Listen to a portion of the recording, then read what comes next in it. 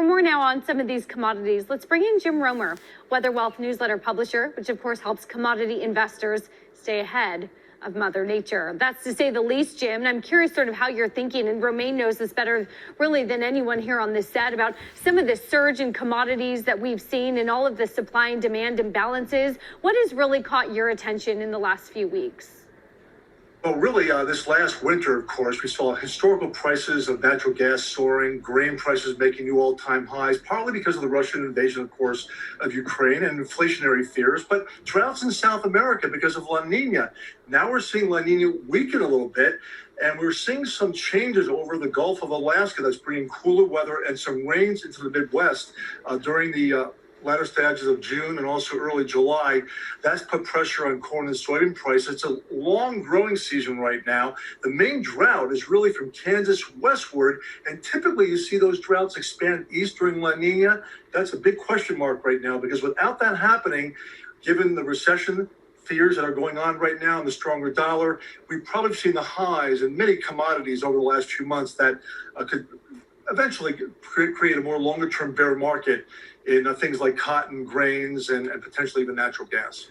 So in addition to the effect that this has on some of those agricultural economies, Jim, there's also a lot of talk about the pressures that this is putting on the electrical grids across the nation here. Of course, last week, everybody was talking about the 100-degree temperatures that we saw in Minneapolis and other places that typically aren't 100 degrees in mid-June. I am curious if, when you look at some of these weather conditions and the abnormalities, if you will, at least in historical context, how long that they may persist. Is it something temporary, and that maybe we'll sort of get to a point in a few weeks or so where the actual impact, the damage may not be as severe?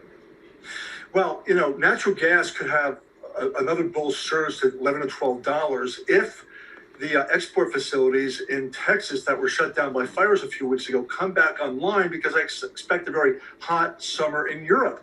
That's increasing LNG exports. But again, right now that's being curtailed because of the shutdown of some of the export facilities in the Gulf, and also cooler weather. Yes, Minneapolis was 100 degrees last week, cooling quite a bit over the next 10 to 15 days, and that's put pressure on the natural gas market. It's very complicated. Many factors in natural gas, for example, the drought out west, that will continue with La Nina this summer.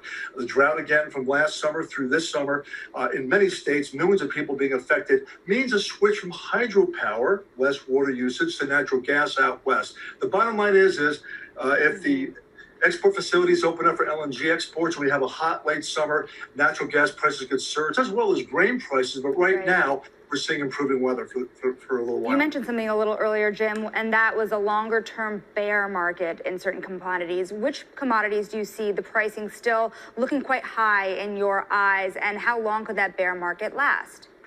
Yeah, well, we saw a historical drought to coffee in Brazil about a year ago, and also 2 devastating freezes. You look back at history going back to 1950, every time coffee prices surge 50 to 70%, you see a rebound in global production usually a year or 2 later. So coffee prices could go down another 20 or 30% by this time next year. Grains, though we may have some summer weather markets and some rallies and some hot weather here and there, with La Nina weakening later on this year, just looking at historical cycles, I think grain prices, particularly wheat, could see by this time next year a 20% correction from current levels. So a lot of volatility this summer, but longer term grain prices are probably too high given the expectations of La Nina weakening later on this year. Jim, we're coming up on the commodity close, so Romaine might roll his eyes at me when I ask about, you're also writing about how the dollar and Bitcoin also fold into this. How do they?